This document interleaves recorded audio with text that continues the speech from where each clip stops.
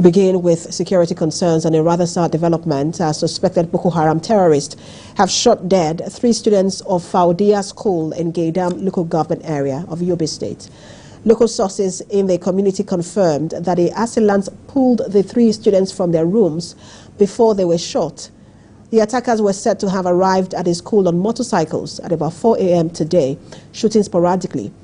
Gaydam is more than 183 kilometers away from Damaturu, the state capital, and shares a border with Niger Republic. Women from Kapam community, the host community of Kaduna Refining and Petrochemical Company, were at the gate of the refinery to protest. They blocked all access to the refinery as they claim the activities of the refinery has an effect on their health and livelihoods. We'll bring you details in this report. The entrance of the Kaduna Refining and Petrochemical Company is the scene of an unusual protest. Women of the host community of Kapam, accompanied by other local residents, block access to the facility. They allege that the chemicals released by the refinery have led to a series of disturbing incidents, raising serious concerns about their health and safety.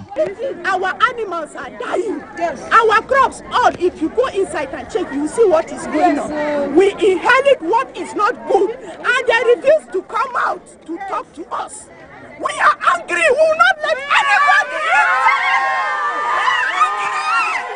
Our children are dying. Our crops are dying. The day before yesterday, we start perceiving chemicals from refinery. That's where the things is too much. Even our goats dying, our human beings, even some men and women here, they're fed. I bought a rice farm here. I am retired. The only source is this very farm that I have. To my greatest shock, I came and made the rice farm completely black. Yam farm that I collected loan to farm, roughly 1,500 bags of yam. Now, this chemical just came upon the whole thing and it destroyed them in totality. The protesters turned away anyone attempting to gain entry in a display of their frustration and fear. Turnaround maintenance of the refinery is currently ongoing with the aim of reviving the facility by the 31st of December 2024. A senior staff member who spoke to us off camera acknowledged the community's concerns, revealing that an accident a few days ago led to the discharge of these chemicals. Some refinery staff later addressed the protesters, assuring them that the affected locals will be compensated for any harm caused. So we have saw what they complained. We are going back to see our MD. So they are our neighbors. So we try as much as possible to bring support to them. In the immediate term, Kapam community is calling for health examinations to assess the impact of the alleged chemical exposure. And in the long term, they are demanding a comprehensive compensation for all affected individuals. Lupe Asom, TVC News, Kaduna.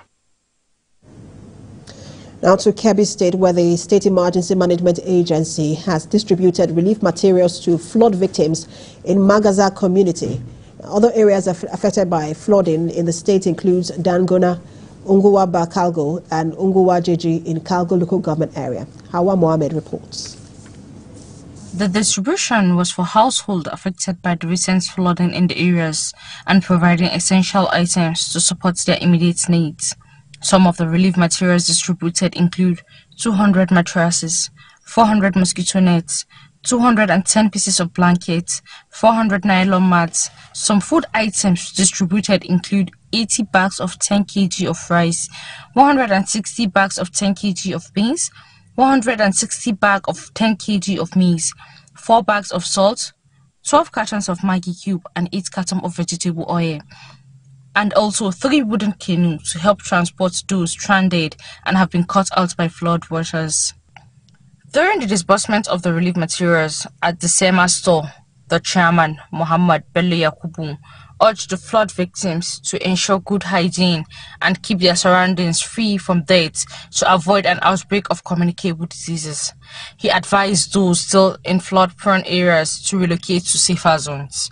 He appealed to the federal government to provide additional assistance to complement the state's efforts in responding to the flood disaster. This is material NEMA, National Emergency Management Agency, to assist us to the federal government we need more relief materials in cash and in kind, because we have a lot of destruction and damage here in Kebbi State. So, Wilwan Sahabi Magarza, Kebbi State House of Assembly member representing Kalgo local government, expressed gratitude to the people of Magarza and the state government for their support and cooperation during the distribution exercise.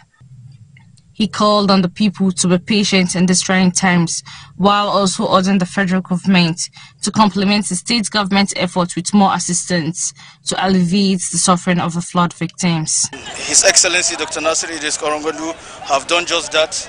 When this flood happened, it's been up to 4 days, not up to a week, and we wrote to him.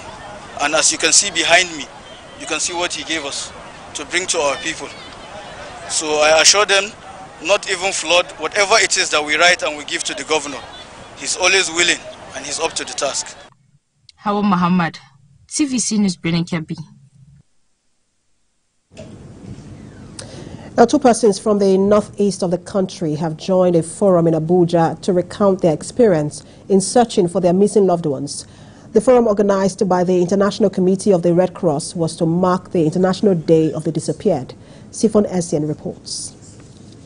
Joshua Aldo has come all the way from Adamawa State to attend this forum in Abuja, organized by the International Committee of the Red Cross to mark the International Day of the Disappeared. Tragedy struck when insurgents attacked Mr. Aldo's location in Gulak in Adamawa State in 2014. As a result of the armed conflicts, we have to go different ways. Peter ran the other way to Mubi. My 4 children were kept for run to Hong local government area, while me and my wife and my daughter, who was a little less than a year, we ran to Yola. The last time Peter, his in-law and business partner, was seen was in November in Mubi.